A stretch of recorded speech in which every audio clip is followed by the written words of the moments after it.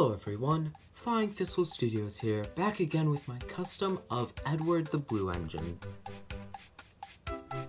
Edward was made with a 2001 Learning Curve Edward, using a Emily tender for his new tender. This was done to make him more look like the William Middleton illustrations of the Railway series.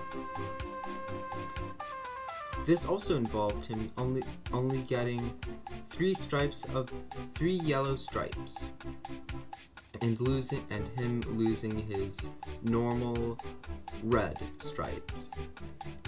I also gave him a brass dome and funnel to have him look both more like the William Middleton illustrations and the Reverend Audrey's model. I also gave him brass outlines on the buffer beam and footplate to make Edward look better with the brass dome and funnel.